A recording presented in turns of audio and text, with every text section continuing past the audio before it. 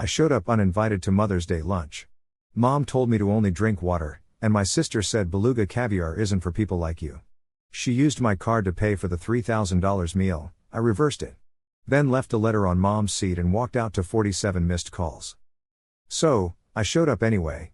I strolled into this sun-drenched restaurant with its shiny marble floors and chandeliers trying too hard to look fancy. It was Mother's Day lunch, exactly the kind of thing my family loved to put on as a show. Mom was at the head of the table, beaming until she noticed me. "Oh, you're here," she said, a tad sharper than I'd expected. Kind of weird since, technically, I hadn't gotten an invite. It was all my sister Victoria's doing. She planned this swanky meal loaded with imported Beluga caviar, fresh oysters, and fancy crystal glasses filled with sparkling water. I knew because I stumbled upon the $3,000 bill charged to my card. You know, the same one she borrowed for essentials a week back. I headed to the table, keeping it cool. Mom's smile wobbled a bit. "Don't touch the food. Just drink water. Your sister paid," she warned me, not knowing I was the unknowing sponsor. Victoria chuckled, a laugh that danced with a bit of cruelty. "Beluga caviar isn't for people like you," she taunted, draped in a designer top I probably financed. With her usual triumphant grin, she relaxed back in her chair. Little did she know, I wasn't the one on the losing side yet. I pulled out my chair and sat down as my phone chirped away in my pocket, but I ignored it. I took in the view of sparkling crystal, towers of seafood, and the fine silverware. I mimicked Victoria's laid-back vibe. "Actually, I think I'll try some," I said, reaching for a silver spoon and a taste of that shimmering caviar. Victoria's smile wavered. "Don't you dare. I paid for this," she scolded. "No, you didn't," I interrupted, letting the words hang. "I did. Or rather, my card did." The table went silent. Mom's face turned a ghastly pale as she clutched her glass tighter. Victoria's jaw clenched. "You think you're clever?" she spat. "Think you can just waltz in and make it all about you?" I grinned, letting her fury stew. "Clever enough to reverse the charges yesterday. So technically, you're dining on my dime now." Her face flushed with anger. "You wouldn't dare." "Oh, I absolutely would," I said, taking another scoop. "And there's more." I slipped an envelope over to Mom, her eyes scanning the cancelled $8,500 vacation booking inside. Her hand shook. "No," she mumbled. "Oh yes," I said, leaning back. "Happy Mother's Day."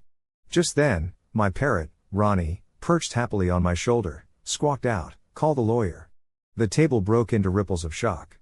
Some guests turned to witness the spectacle, others tried hiding their amusement. Victoria looked ghostly, jaw dropped. My phone buzzed repeatedly, but I knew it was just the beginning of the chaos, the anger, the panic. I stood, brushing off my sleeves. "Well, I'd love to stick around, but it looks like you folks have lots to sort out." Victoria sprang to her feet. "You're not as important as you think. You're just but I didn't catch the end of it, already walking away, letting their noise fade. Let them shout, argue, finally see I wasn't just a tool, a credit card, or a punchline. Outside, the sun was warmer, air fresher. My phone buzzed with calls, texts, frantic messages. I turned it off. They'd figure it out soon enough. Back home, after that whole restaurant circus, my phone was on fire with notifications. First, a call from Mom, then another, and another. I tossed it onto the couch like a ticking bomb. But it didn't stop. 5 minutes later, Dad called, his voice just brimming with anger. "What have you done? You've humiliated your mom and sister. Think that's funny?" I listened, letting him vent. "You owe us for that lunch. You wrecked our vacation. Your mom is in tears." I hung up quietly. The phone was silent for mere seconds before messages flooded in like a busted dam. Mom was heartbroken. "How could you do this? I raised you better. You ruined our special day." Victoria chimed in, "You're impossible. Always jealous. You love to wreck everything." Dad added, "Ungrateful. Fix this or you're done." I leaned back, watching the phone buzz and light up. I felt nothing, no guilt, no regret, just a strange calm. But they didn't let up. Calls from unknown numbers, voicemails of Mom crying, Dad yelling, Victoria shrieking about family destruction. Even the family chat blew up. "Linda, how could you? Your poor mother," Aunt Linda texted. "Not cool, man. Family is everything," Cousin James added.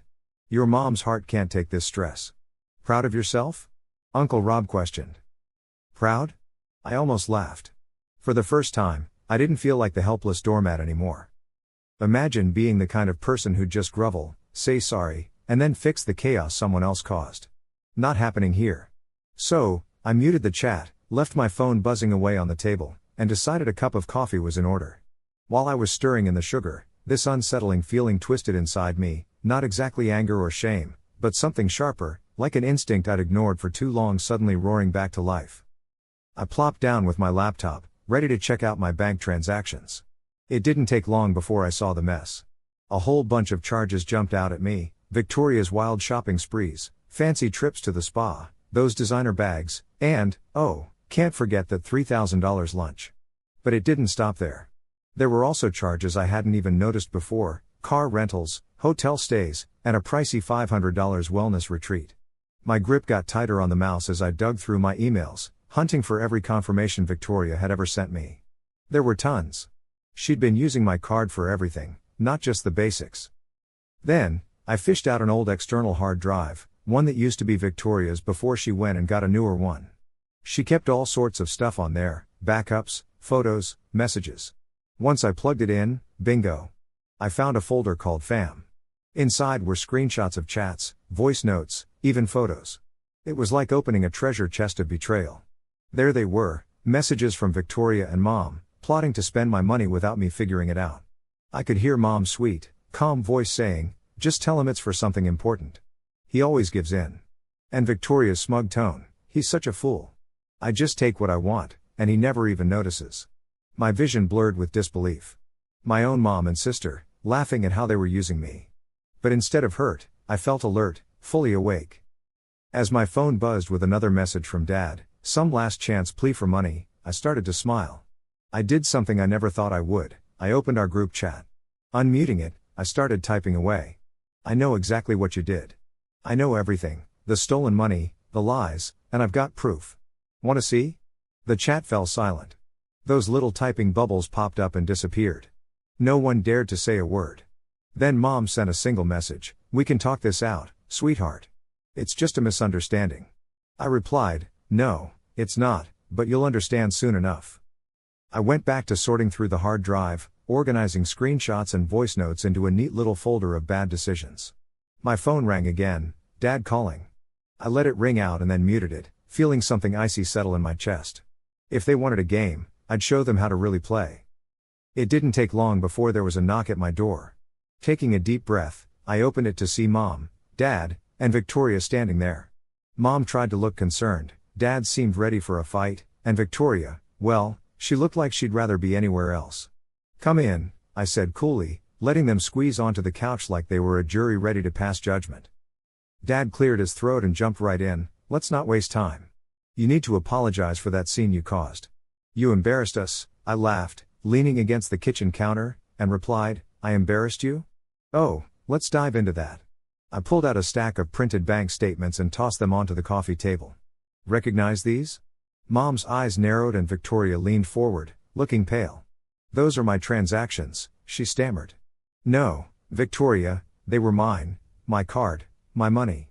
Your spa days, designer bags, weekend getaways, everything. Did you really think I wouldn't notice?" "It was an accident," she snapped, trying to recover. "I thought it was my card. Honest mistake." I couldn't help but smile, feeling that icy calm again. "Ronnie, what do we think of that?" I asked, referring to my pet bird. "Liar. Liar. Caught you now," squawked Ronnie, hopping on his perch. Victoria hissed, "Shut that stupid bird up." But I wasn't done. "I think Ronnie's just being honest. It's about time we all were." I pulled out another folder full of their chat screenshots with Mom. Those conversations where they planned to use my card, Mom reassuring Victoria, "He won't notice. Even if he does, he won't do anything." Mom turned ghostly white. "That was just. We were joking." "Joking?" I repeated, letting the word hang like a challenge. Ronnie chimed in, "Joke? No scam." "Yes." Dad leaned forward, determined. "You think you're so smart, digging up dirt like some detective. Doesn't change that you owe us. Family sticks together." "Family sticks together?" I laughed, almost incredulous. "When? When you drain my bank account. When you use my card for."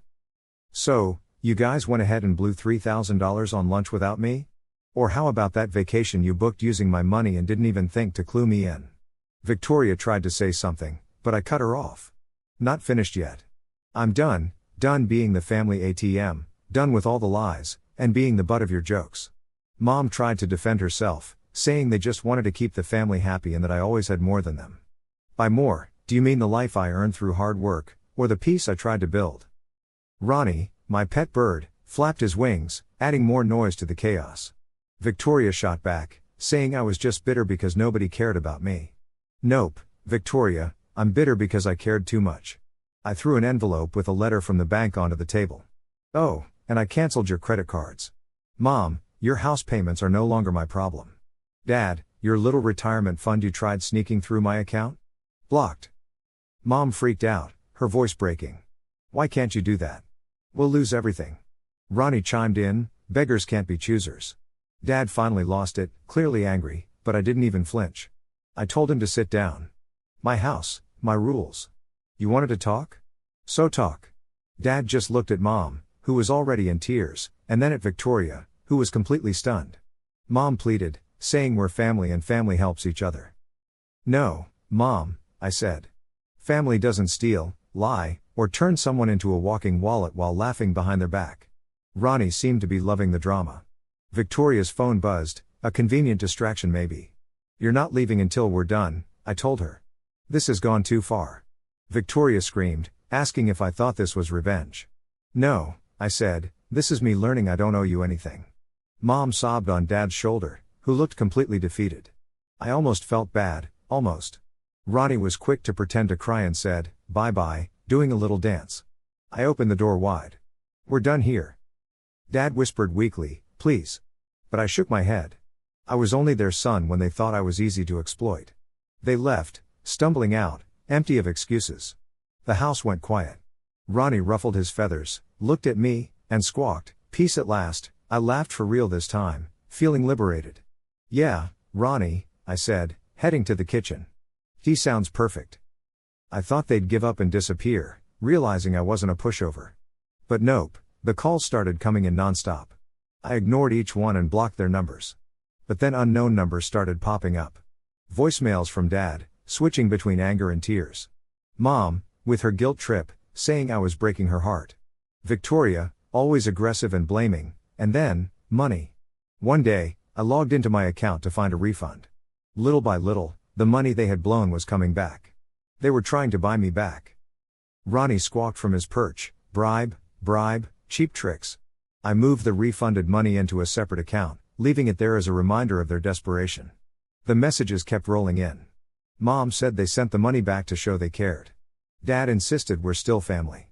Victoria accused me of only caring about cash. But it was never about the money.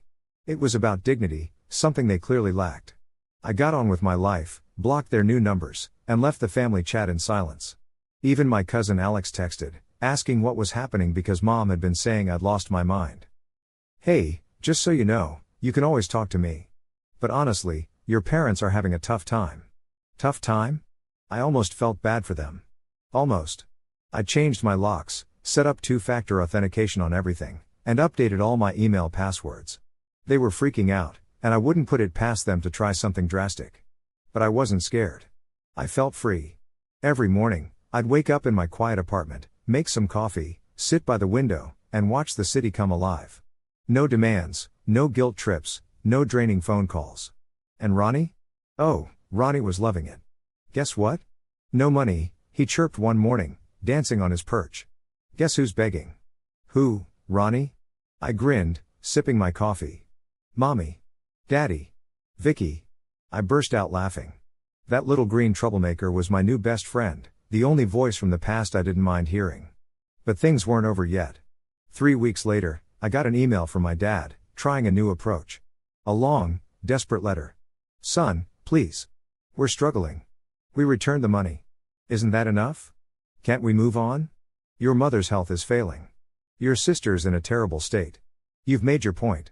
Let's be a family again. A family? They didn't really know what that meant. I didn't respond.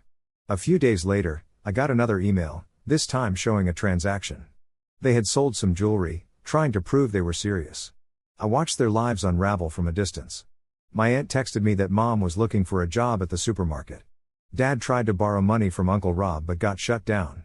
Victoria was calling up friends, asking for loans. But the real kicker? They were fighting with each other. Mom blamed Dad, Dad blamed Victoria, and Victoria called them all failures without my money. Sweet, sweet karma. One rainy afternoon, an old high school buddy, Jacob, reached out. Hey, heard about the family drama. Sorry, man.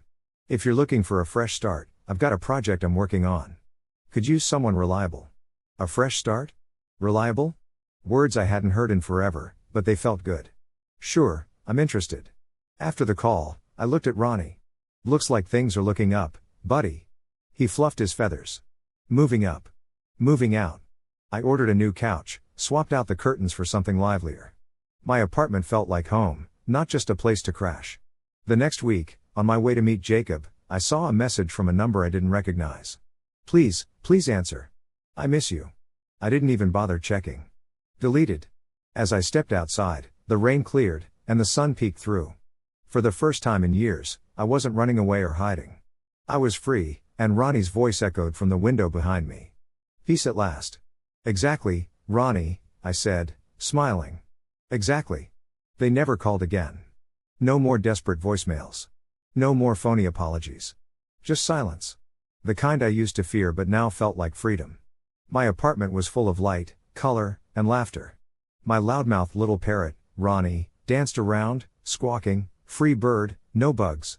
He wasn't just teasing, he was right. Work was going great. Jacob and I kicked off the project, and it was a hit. I wasn't just a wallet or a joke. I was me, capable, respected, whole. Sometimes a faint ache of guilt would creep in, making me wonder if I'd been too harsh. But then I'd think about the empty promises, the stolen money, the mocking laughter behind my back. Family wasn't a bond, it was a weight I chose to let go of. One day, a letter showed up, no return address. I didn't open it. I didn't need to. I tossed it in the trash, and the only sound was Ronnie's cheerful voice, "Let go. Fly free." And I did.